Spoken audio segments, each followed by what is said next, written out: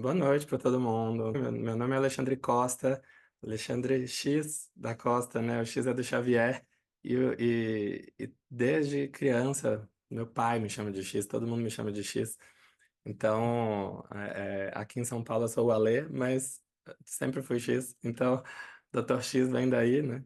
Vou falar um pouco para vocês sobre arte, humanização e ceratopigmentação. Eu tive a liberdade aí de mudar um pouquinho o tema que a gente tinha combinado, incluindo a arte no meio, porque é ela que traz tudo isso para mim e que eu espero que traga para vocês também, desde aí da faculdade mesmo, se é que não faz parte ainda da vida de vocês. Então, eu vou contar para vocês um pouquinho da minha história. Entrei na faculdade de medicina em 2004 e achando que, né, assim, nossa, legal, o curso que eu sempre quis e tudo, né, mas não foi fácil, não, né, muitas aulas de estudo, muito conteúdo para memorizar, carga psicológica muito grande, né, lidar com doenças, com a vida das pessoas não é fácil, e vocês estão começando a entender isso aí, né, realmente é para os fortes, né, um ambiente muitas vezes preconceituoso, e muito discriminatório, tá, na minha época, muito pior do que é hoje, com certeza, mas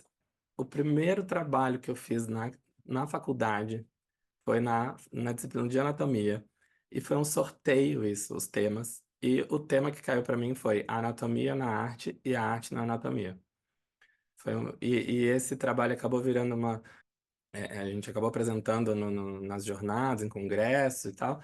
E é muito legal, porque foi a primeira vez que eu puxei essa ideia de que a medicina é uma arte e, ao mesmo tempo, vem da arte, né? E os maiores artistas, Leonardo da Vinci, por exemplo, que é um grande artista, ele foi um dos primeiros anatomistas, né? Ele que ia lá de forma ilegal, roubava os cadáveres e dissecava os cadáveres para poder entender a anatomia, para poder aperfeiçoar a sua técnica, né? Olha que interessante.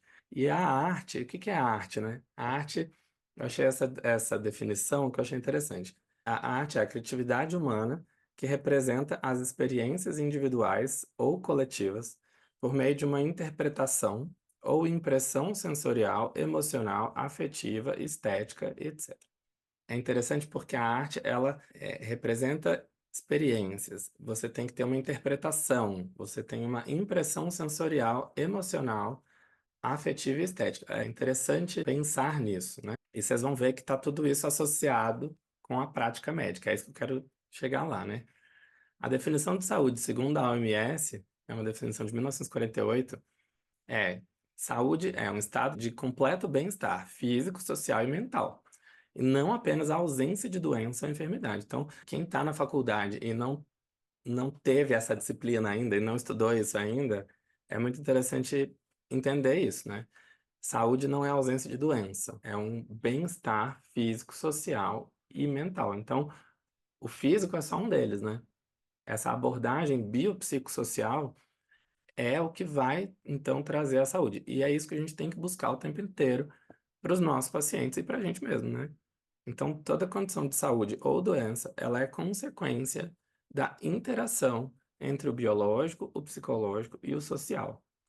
Quando a gente entende isso, a gente começa a dar valor para outras coisas que não só aquela catarata, aquela DMRI ou aquela hepatite, né? Tem um contexto por trás. E que contexto é esse? É aí que a gente vai atuar também, né? E aí é muito interessante que existe um movimento aí do mundo, tá? Que escolas de medicina do mundo inteiro estão explorando a influência das artes visuais, principalmente, tanto na assistência médica quanto para o desenvolvimento de habilidades. Principais universidades do mundo, tá? A Columbia, Harvard, Johns Hopkins, todas elas têm programas de arte no ensino da medicina. E a arte, ela acaba trazendo junto a humanidade, né? A humanização, o olhar. Então, é muito interessante depois vocês darem uma pesquisada nisso. Eu trouxe mais para ilustrar. E em 2020 saiu essa revisão, a arte na educação médica, né? O que que existe de evidência científica sobre o impacto da arte na educação médica? E eles concluem que o principal efeito é aumentar as habilidades de percepção visual e empatia. Será que isso é importante para os nossos pacientes? Né? Será que a gente tem que saber interpretar o que a gente está vendo diante de um paciente, seja a expressão dele, seja algum sinal que ele está demonstrando, né? Será que a gente tem que ter empatia pelo que ele está vivendo?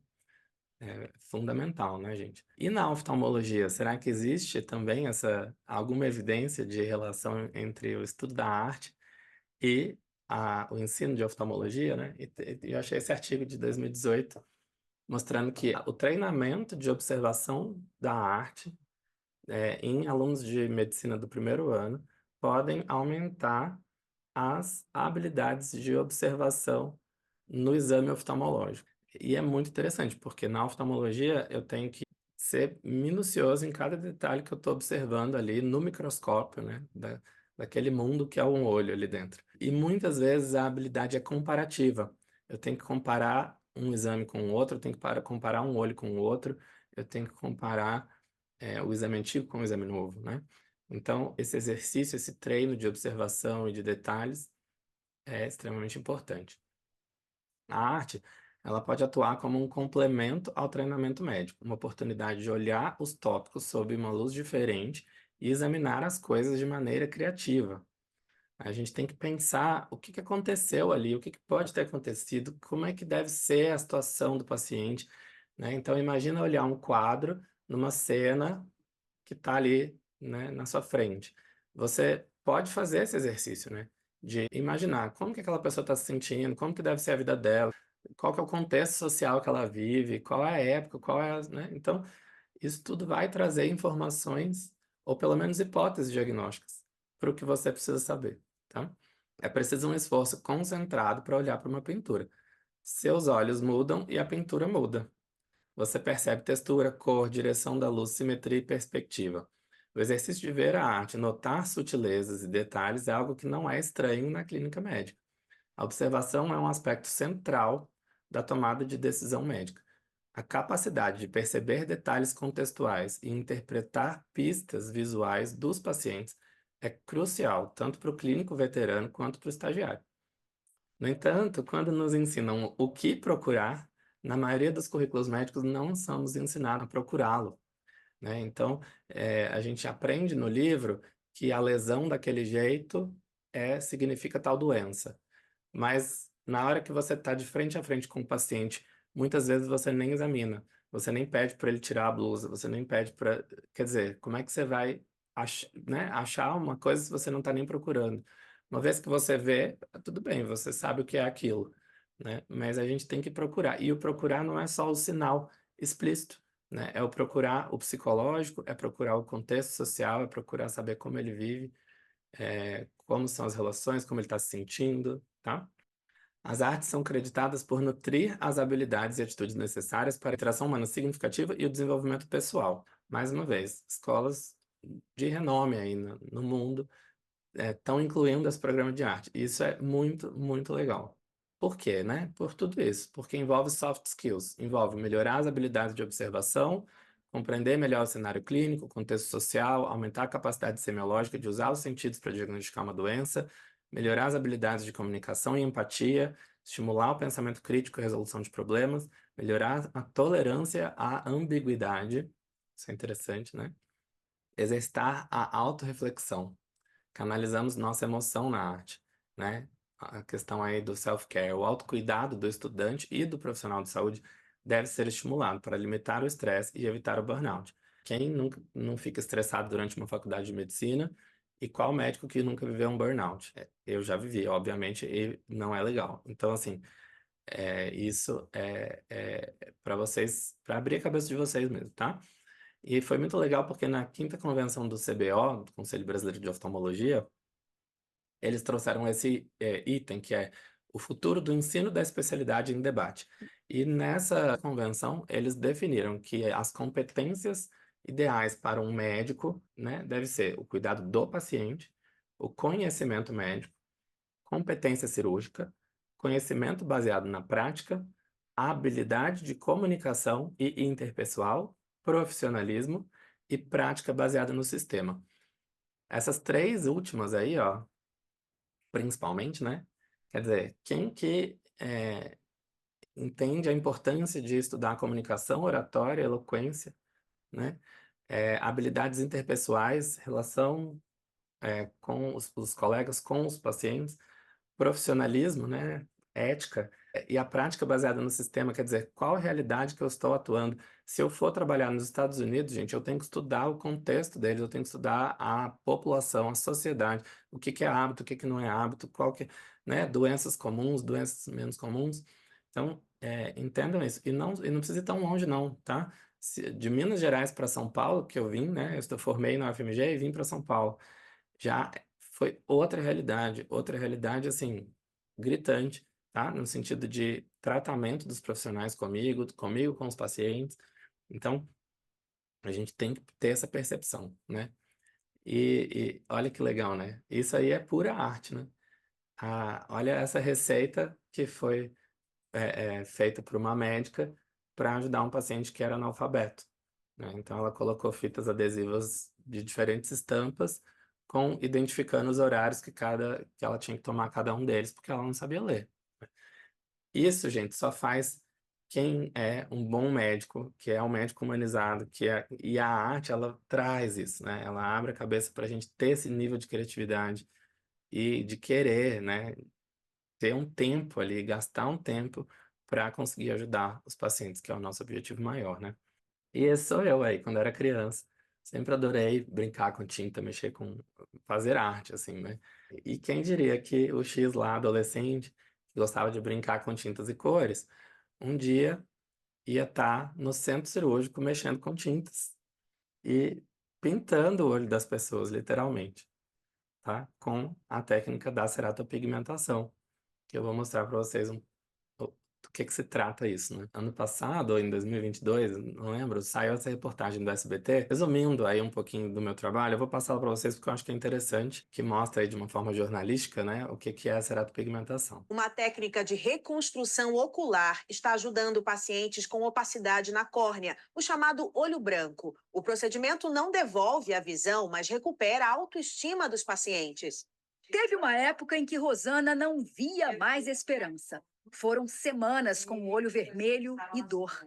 A suspeita dos médicos era conjuntivite, mas o diagnóstico foi outro. Um fungo raro e muito rápido. Em uma semana eu perdi a visão. A psicóloga fez 2 transplantes de córnea. Perdeu a visão do olho esquerdo e o amor próprio, porque ficou com esse olho branco. Por mais que não fosse as pessoas, por mais que eu saísse para trabalhar, me incomodava. A opacidade da córnea, que é esse aspecto esbranquiçado, acontece, na maioria das vezes, em consequência de um acidente, de doenças da retina, do sarampo e de causas congênitas. Mas hoje existe um procedimento cirúrgico pouco invasivo que pode disfarçar essa sequela. Tem um nome difícil, ceratopigmentação, mas a técnica é simples.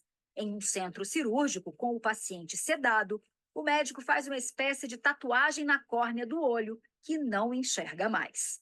Posso usar uma maquininha, mesmo um dermógrafo, para poder fazer a pigmentação, ou em alguns casos eu faço como se fosse uma técnica cirúrgica mesmo, um túnel dentro da córnea, para injetar tinta lá dentro e fazer uma pigmentação mais interna.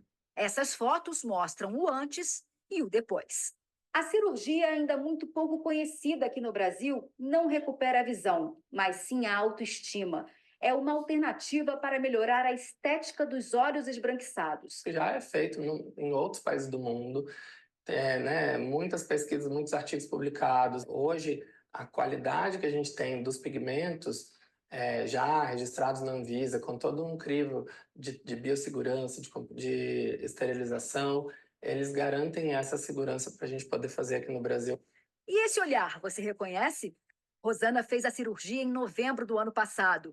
Voltou a sorrir. Agora, só tem olhos para o futuro.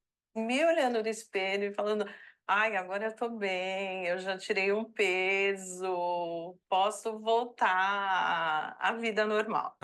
A questão é essa, né? Como que seria a sua vida se você fosse monocular? Será que você teria as mesmas oportunidades? Será que vocês estariam sentados aí na cadeira onde vocês estão, na casa de vocês, ou ter o trabalho que vocês têm, enfim? Será que isso atrapalharia de alguma forma, né? Você teria alguma consequência? A gente tem que pensar nessa pessoa, né? Então, essa pessoa que de repente teve um problema no olho, perdeu a visão, ficou cego. Ah, ficou cego de um olho só, né? Mas tá enxergando do outro ainda. É, mas aquilo ali traz um impacto, gente, gigante na vida da pessoa. Foi depois de começar a trabalhar com a ceratopigmentação que eu fui entender a profundidade da dor dessas pessoas. A desfiguração facial, ela causa baixa autoconfiança, autoimagem negativa, ansiedade social, medo da avaliação social negativa e até fobia social. Ou seja, uma autopercepção negativa somada a uma interação social prejudicada é igual a uma tragédia na vida da pessoa. Redução drástica da qualidade de vida. Muito importante a gente tentar atuar não só na saúde ocular dessa pessoa, mas no bem-estar, né? Na saúde geral. E aí a parte estética entra muito pesado aqui, porque o olho praticamente não dá pra gente esconder, né? Então, tem um número aí do último censo que teve de 6 milhões de brasileiros, aproximadamente, com deficiência visual grave. Desses 6 milhões, nem todos têm um olho branco, né? Mas muitos tiveram que tirar o olho já por causa de algum tumor, alguma coisa.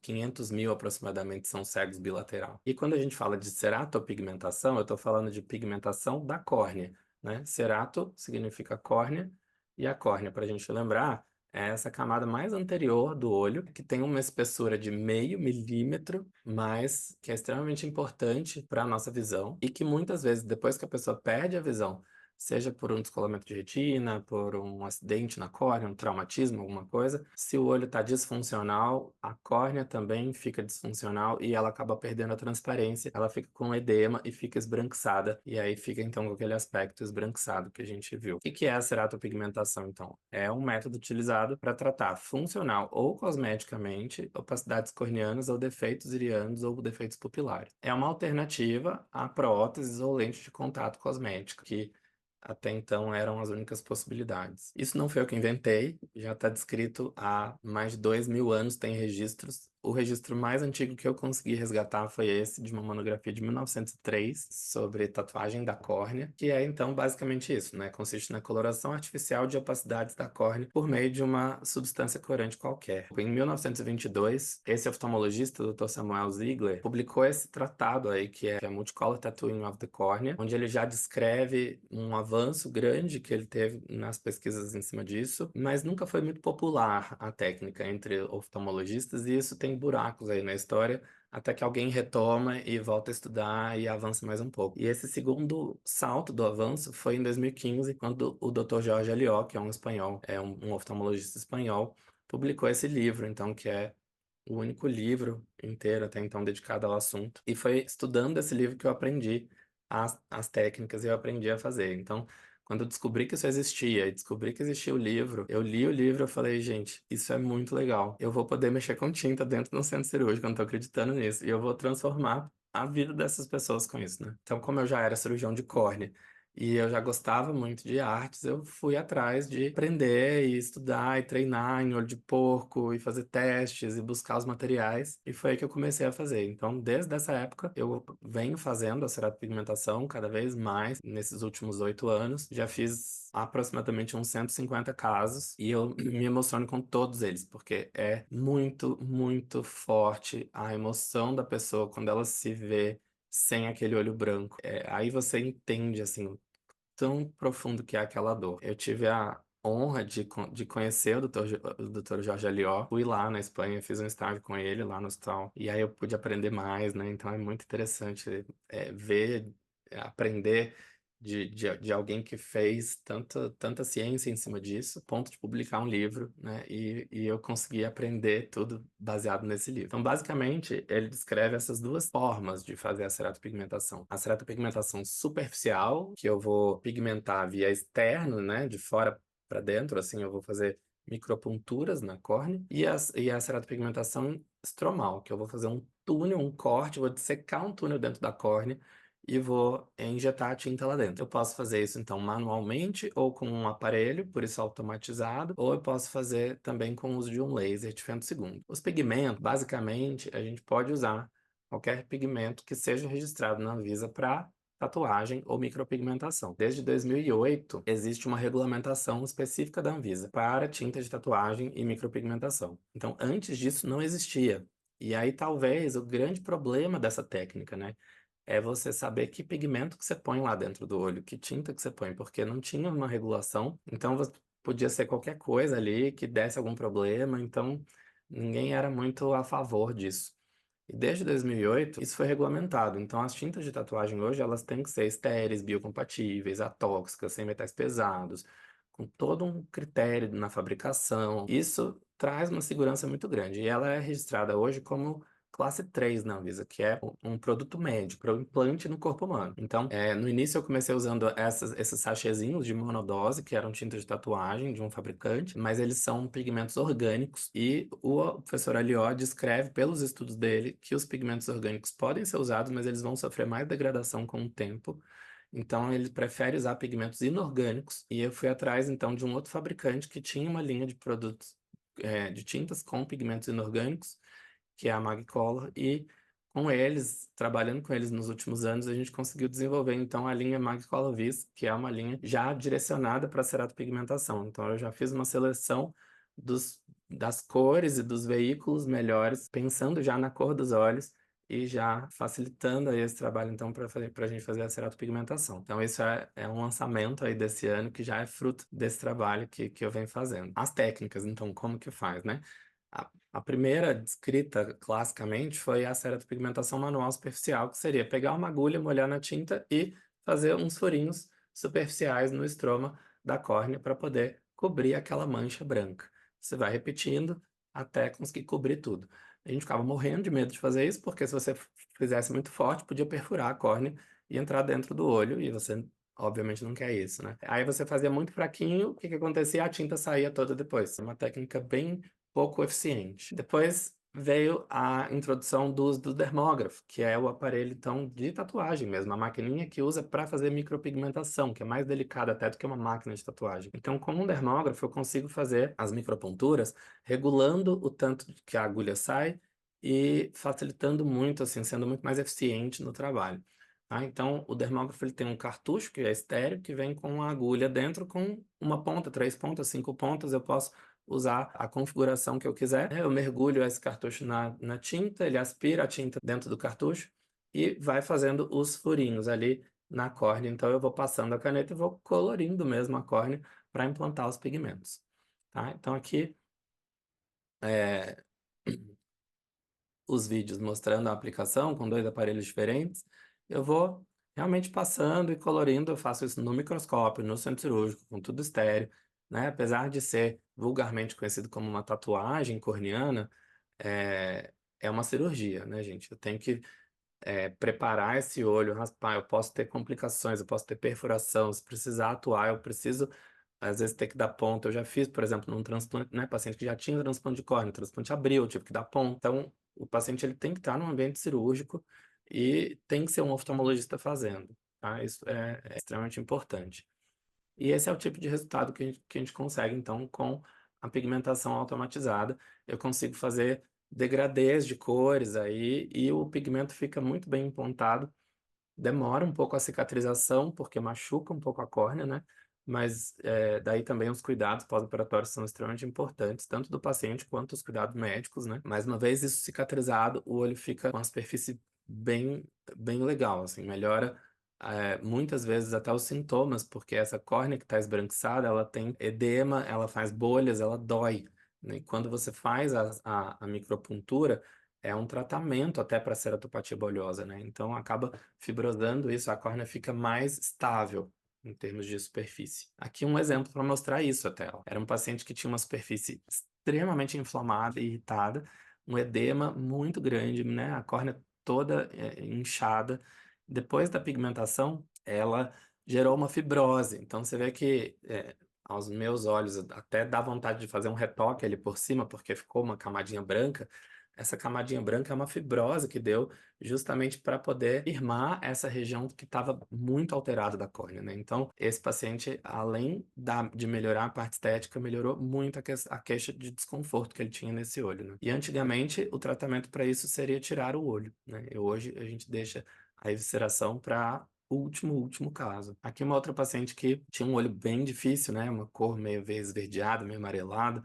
Então, só para mostrar para vocês que eu vou misturando as tintas na hora e vou comparando com o outro olho, né? Para poder chegar nos tons que eu tô vendo ali, para poder fazer realmente esse trabalho artístico mesmo e tentar fazer o mais próximo possível da cor do outro olho. Claro que com a limitação de que eu não estou pintando uma tela em branco, eu estou pintando um olho que está doente, né? Então, isso é muito bom explicar para o paciente também. A outra técnica, já passando para as técnicas estromais, é essa técnica que a gente cria um túnel lamelar aí na córnea. A ceratopigmentação manual intraestromal, eu faço um corte bem superficial, o mais superficial que eu conseguir, e eu vou entrar com uma lâmina para poder dissecar mesmo uma camada. Então, se a córnea tem meio milímetro, eu vou dissecar uma camada numa profundidade de 0,2 milímetros, tá? Para poder fazer um túnel ali dentro e injetar a tinta, então fazendo uma camada de tinta dentro da córnea. Então, aqui, mostrando para vocês, ó, eu tô com essa lâmina crescente dentro da córnea. Parece que está dentro do olho, né? Mas o olho tá, eu não perfurei o olho. Tá? Claro, nesse caso, era uma córnea transparente, então eu conseguia ir bem profundo na córnea. Provavelmente aí eu estava uns 0,3, 0,4, né? De profundidade. Depois eu injeto a tinta. Então eu venho com uma cânula e passo a tinta lá dentro e vou injetando. Esse é o resultado que a gente consegue. Aqui o pré-operatório, ele tinha uma córnea transparente, o olho estava com a íris numa coloração diferente da cor do outro olho, e a pupila branca é uma leucocoria por causa de uma catarata branca. Como ele já não enxerga, não tem indicação de tirar essa catarata, senão você estimula esse olho a atrofiar. Então a gente faz a pigmentação para poder melhorar a estética, né? Aqui um outro caso também semelhante, que a córnea estava transparente, mas dentro do olho estava tudo desorganizado por um trauma que essa paciente sofreu. Então, fiz a técnica do túnel para poder injetar a tinta. A gente faz o túnel central da pupila também, né, do tamanho que você quiser. E depois você pode superficialmente fazer algum detalhe, fazer um retoque aí também da coloração. Esse foi um dos meus primeiros casos, e só para mostrar para vocês o pós-operatório de 6 meses. E é muito, muito legal, né, gente? Você imaginar como que a pessoa devia viver com esse olho branco e depois fica praticamente imperceptível. Um outro caso que também tinha uma alteração, a córnea transparente, essa alteração amarelada era alguma substância que foi liberada, um extravasamento ali dentro do olho mesmo. Então eu pude fazer a técnica do túnel, porque eu tinha uma transparência na frente ainda, a córnea estava transparente. Esse caso também era só a pupila branca, então eu fiz só a pigmentação da pupila, fazendo um túnel redondinho central de 4 milímetros e com a tinta preta. Tem descrito também técnicas setoriais, então eu posso fazer esse túnel de uma forma setorial em pessoas que enxergam, né? Então aqui a gente está extrapolando da pessoa que ficou cega e considerando uma pessoa que enxerga, mas que tem um problema, né? Nesse caso, o paciente ele teve um cisto na íris e ficou com um buraco na íris depois da ressecção. E muitas vezes, quando isso acontece, a pessoa tem diplopia, visão dupla, por um olho só. Então, mesmo se ela olhando por um olho só, ela está vendo duplo, porque está como se fosse com duas pupilas. Então, o Dr. Elió resolveu isso fazendo a ceratopigmentação setorial manual, né? Disseca para um lado para o outro, põe a tinta ali e cobriu aquela região onde ele estava com o problema. Pós-trauma também, um outro caso que tem um defeito iriano grande, muita fotofobia, então ele fez ali a pigmentação intraestromal, né, setorial, e a partir disso ele desenvolveu então a técnica do túnel com laser de Fento segundo. Então, o laser de Fento segundo é um laser que a gente tem disponível na oftalmologia para várias técnicas, para o implante de anel intraestromal, para fazer o LASIK, né, para cirurgia refrativa, por exemplo. E ele desenvolveu, então, essa técnica em que eu consigo fazer um túnel na córnea com o laser de Fento segundo. Então, nessa primeira foto da esquerda, onde tem esse anel acinzentado, é o trajeto que o laser fez o corte da córnea. Então, o laser faz um corte vertical aqui às 6 horas, né, aqui embaixo, e faz um túnel fazendo um anel, né, dando a volta aqui na córnea. Ele faz esse túnel, mas eu tenho que entrar com um instrumento para abrir de fato as lamelas da córnea, senão ela não separa, mas ele já está ali, é, não é bem um corte, né, o que o laser faz, é uma disrupção da lamela ali, então você tem que separar com o instrumento e depois entra e injeta a tinta, tá? Então, ele começou fazendo esses casos para, por exemplo, o caso de aniridia total, então a criança de 12 anos teve um trauma e aí perdeu a íris e o cristalino, então saiu a íris e o cristalino todo de dentro do olho, mas ela continua enxergando, com a córnea transparente. Então, muita fotofobia, né? E nesse caso a gente teria que talvez implantar uma íris artificial, que é caríssima, né? E aí uma alternativa que ele criou então foi essa: fazer o túnel com o laser de femtosegundo e implantar a tinta, fazendo então esse anel de tinta e fez a fixação de uma lente intraocular para substituir o cristalino para ela conseguir enxergar. São casos drásticos, mas que são muito interessantes. Nesse outro caso, uma atrofia de íris, o cirurgião entrou, removeu esse tecido iriano que estava atrófico, fez o túnel com o laser de femtosegundo e fez o túnel de tinta. Aqui no exame de OCT, quando joga o corte de luz, o OCT bloqueia a luz, a tinta bloqueia a luz do OCT, e aqui dentro a espessura total da córnea. Então dá para ver que a tinta está numa camada bem anterior da córnea. E aí, assim, baseado nessa experiência, no resultado muito positivo dessa experiência que ele teve com esses casos, ele acabou desenvolvendo a técnica para mudar a cor do olho das pessoas. E aí talvez vocês já tenham visto que viralizou aí essa modelo brasileira que fez essa cirurgia lá na Suíça, e outros médicos aí no mundo estão fazendo também com essa mesma técnica que o Dr. Alió já descreveu no livro dele lá em 2015, então isso não é novo, tá, gente? Ele já faz essa técnica há mais de 10 anos. É que agora tem os médicos que são TikTokers, né? Então isso está viralizando. E aí vocês já devem ter visto algum vídeo desses aí. Então, essa tinta que eles usam é uma tinta que ele já registrou lá na Europa própria para uso na córnea, tá? Eu não posso usá-la no Brasil ainda porque ela não tem Anvisa, mas ela já tem registro na Vigilância Sanitária Europeia para uso na córnea. Então já foram feitos estudos que comprovaram que essa tinta ela é inerte e atóxica, mesmo para uma córnea saudável, né? Então, isso está sendo feito, é uma realidade, ainda não fazemos no Brasil, tá?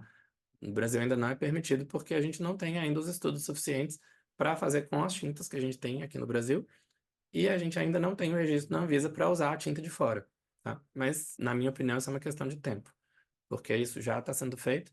Em maio agora, pouco tempo atrás, teve o primeiro Congresso Mundial de Ceratopigmentação, que foi lá em Alicante, na Espanha, quando estou ali, ó, e foram mais de 100 pessoas, assim, oftalmologistas do mundo inteiro, lá para discutir essas técnicas e falar sobre isso. E é isso que motiva a gente, né? Esse nível de carinho aí dos pacientes que contam pra gente como era a vida antes, que ficava tampando o cabelo, que não arrumava namorado, que tinha vergonha de sair de casa, que não tinha emprego, e agora é livre, super à vontade. Essa é uma paciente que mandou um Olá, depoimento. eu sou a Claudinha Aragão. Vim aqui para também mostrar o meu sentimento de gratidão pelo Dr. X por ter feito a minha cerotopigmentação há mais de um ano e ter devolvido a minha autoestima. Muito obrigada. Ele é meu anjo.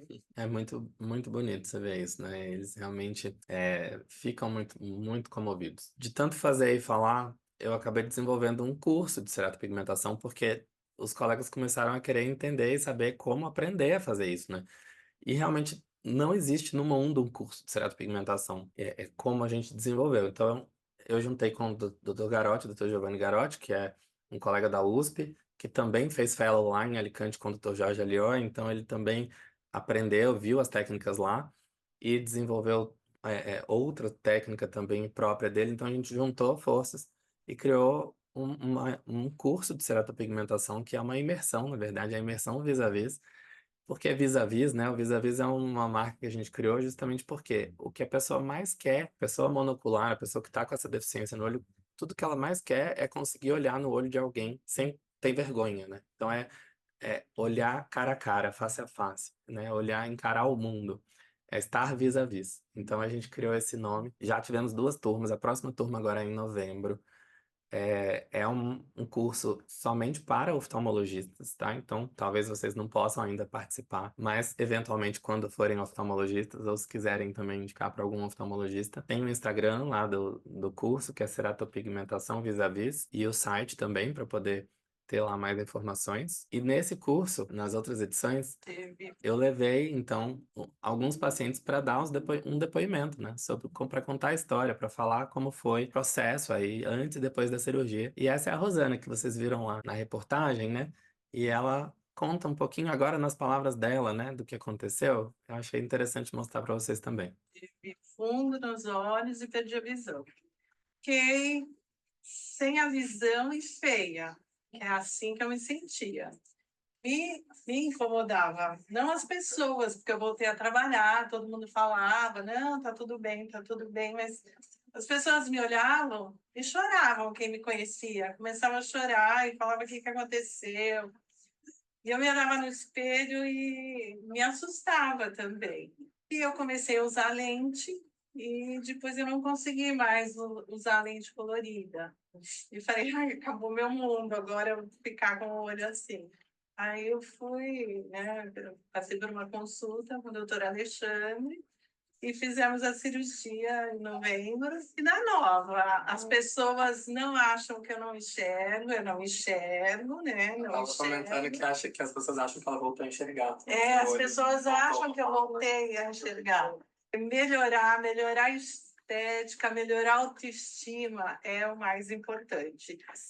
Olhar no espelho e ver era outra pessoa. Eu não estava me vendo, eu me via feia. Eu acho que não pode deixar ninguém sair do consultório sem com a certeza que vai ficar melhor. Muito melhor do que estava. Muito.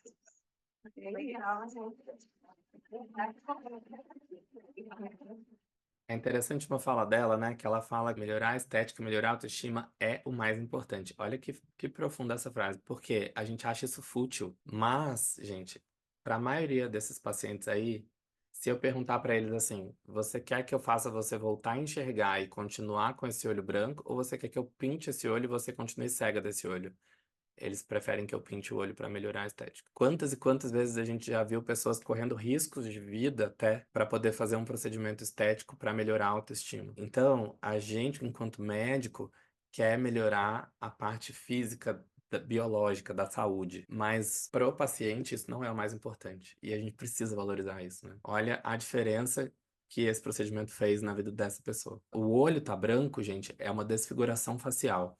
A desfiguração facial, seja ela no olho, seja numa necrose do nariz, seja num lábio leporino, seja numa cicatriz de algum acidente, isso acaba com a vida da pessoa. Ela entra em depressão, ela autoestima muito baixa. Então, dentro disso, né, tudo que a gente puder fazer, lembrar de ir atrás disso, né, de melhorar a parte estética. O nosso trabalho não termina só depois de suturar o corte do rosto dela. Termina depois que ela estiver se sentindo bem olhando para o espelho. Mas é um problema, né? Porque essa cirurgia, ela não tem no SUS, né? Ela não tem um código, ela é estética. A maioria das cirurgias estéticas, apesar de ser um procedimento que é considerado quase como uma cirurgia reparadora, né? Ainda não existe essa classificação. Então, muitos pacientes não podem pagar e ficam tristes porque não tem esses recursos ainda, né? Então, a campanha é linda para quem tem dinheiro, mas quem luta para viver não consegue fazer a cirurgia, né? Então, isso foi muito comovente ler esse relato. E foi muito comovente um paciente meu que, depois de operado, ele falou para mim assim, doutor, esse dinheiro que eu paguei para a cirurgia, para mim, eu achei que fosse muito mais caro, então eu já tava assim, isso não é nada. Eu quero que você escolha uma outra pessoa, que eu vou pagar a cirurgia para outra pessoa, porque eu sei o tanto que isso é sofrido e que eu sei que tem gente que não precisa, não pode pagar. Então, essa fala, né, me motivou também a criar o Instituto Vis-a-Vis.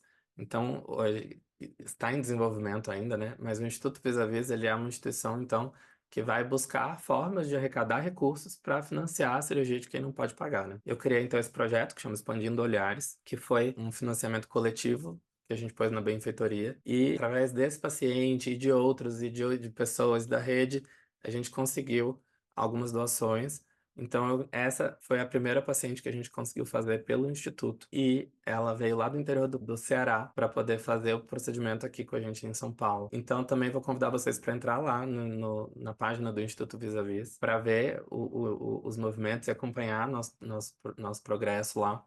A gente já está com recursos para fazer a segunda cirurgia, que vai ocorrer provavelmente esse mês ainda em junho. E lá, quem se interessar, ou quem tiver alguma empresa que talvez se interesse em ajudar a parte social, ou quem quiser fazer alguma doação e tudo, lá na página a gente vai estar sempre atualizando para buscar essa ajuda de todo mundo. Existe sempre algo que a gente pode fazer no intuito de melhorar a autoestima e a qualidade de vida de quem procura ajuda, tá? E isso é muito importante, porque às vezes basta consolar, às vezes basta ouvir, basta perguntar como é que a pessoa tá, não sei. Aí a gente tem que usar a criatividade, mas a gente tem que tentar melhorar a qualidade de vida dos nossos pacientes. Esse é o maior foco. O maior foco do médico hoje não é tratar as doenças, é melhorar a qualidade de vida da população, tá bom? Muito obrigado. Espero que vocês tenham aproveitado aí o conteúdo e estou à disposição para qualquer dúvida. Nossa, Ale, é incrível. Obrigada, obrigada, obrigada mesmo. Muito legal. Tem algumas pessoas que colocaram algumas perguntinhas assim no chat. Tá todo mundo emocionado. Eu recebi um tanto de mensagem durante o tempo que você estava apresentando. Depois eu te repasso. A gente não tem palavras para agradecer. Incrível, ficou incrível, assim, incrível o seu trabalho. Obrigado. Tem Ale, alguma teve uma dúvida? pessoa Vamos ver. que perguntou assim, só para ter uma ideia, o valor de uma cirurgia dessa hoje varia em torno de quanto?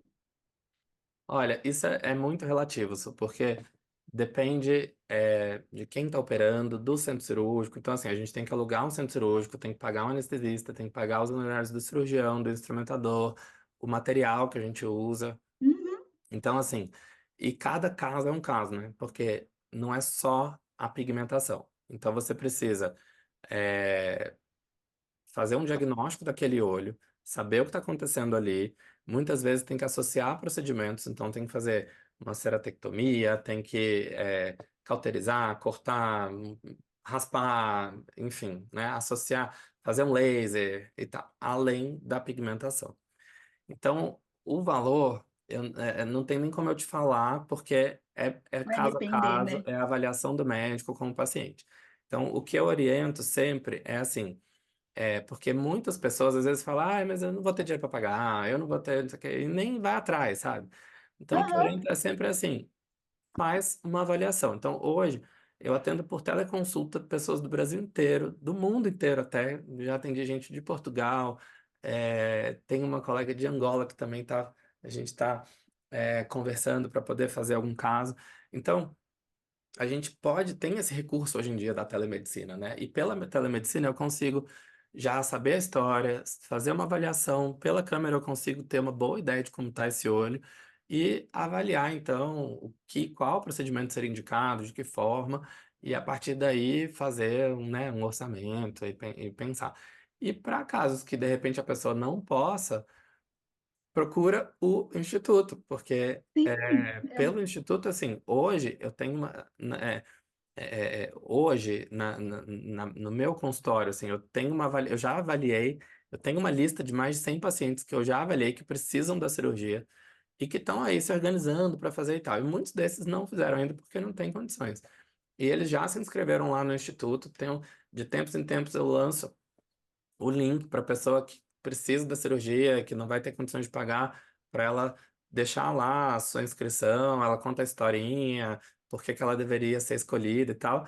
E aí tem uma comissão do instituto que vai avaliar esses casos e vai selecionar os casos das pessoas mais carentes ou que realmente precisam, por algum motivo ali, aquilo traria mais impacto. E aí a gente vai conseguindo fazer, né, aos poucos aí, tentando ajudar essas pessoas. Ale, sem palavras, obrigada. Assim, de verdade, assim, é uma oportunidade muito legal.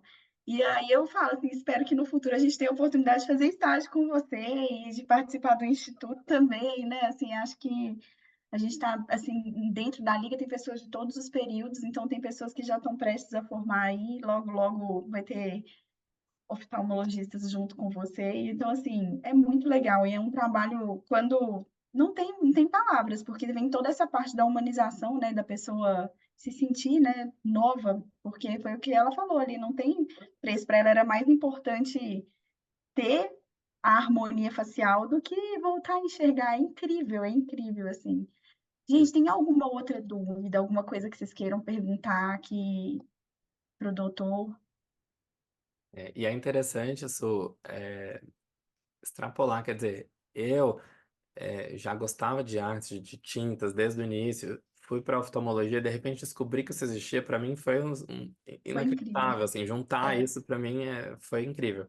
Mas é, eu quis trazer toda essa reflexão sobre a arte no início, justamente porque, assim, tá, às vezes você nunca teve dom para arte nenhum ali, mas você tem que ter esse olhar para o seu paciente, seja em qualquer área que você tiver da medicina, sabe? A gente sim, tem que ter esse olhar humanizado, esse olhar além, esse olhar crítico, esse olhar criativo, para poder achar uma solução para o problema que aquele paciente está apresentando, né?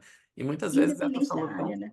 e muitas vezes essa solução não existe ainda, ou até existe, mas está esquecida, ou, né? E você tem que inovar mesmo. E desbravar aí uma técnica nova, uma coisa nova na medicina, não é fácil. A gente tem muito preconceito, tem muita resistência. A medicina ainda é uma profissão muito tradicional, né? Então, tudo que sai do Sim, tradicional é extremamente criticado. Mas aí a importância de você estudar e fazer um negócio baseado em ciência e não da sua cabeça, né? sim. E com isso você vai avançando e vai avançando as técnicas, fazendo tudo sempre com muita responsabilidade, muita segurança. Nossa, incrível. Ale, só assim, só título de curiosidade mesmo. Você, né, hoje, sei que você está dando curso de terapia e tudo mais. As pessoas que estão com você sempre tiveram esse dom para arte ou é algo que é treinável? Não, é super treinável. É claro que tem muitas pessoas que já pintam e já, então essas se identificam de cara, assim, né? Uhum, É muito mais fácil. Mas daí a questão que eu achei super interessante desses programas de arte. Então, quando você treina e observar um quadro, observar uma pintura, entender uma técnica, estudar cores, sabe? Tem teorias, né?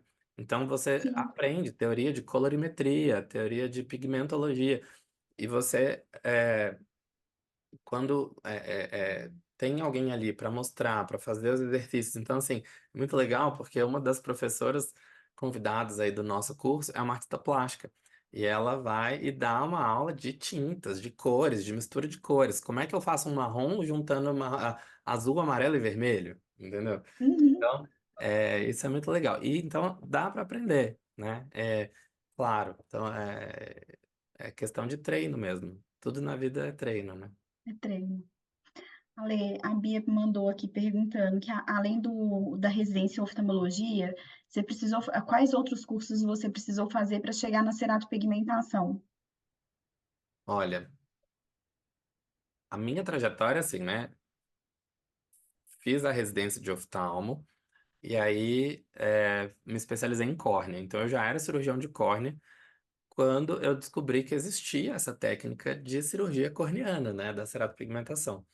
Então, lendo o livro, eu falei, poxa, eu acho que eu consigo fazer isso, porque a técnica que ele descreve cirúrgica não é nada muito elaborado para o que eu já fazia. Eu só tinha que pôr a tinta ali dentro, né? E aí era o drama.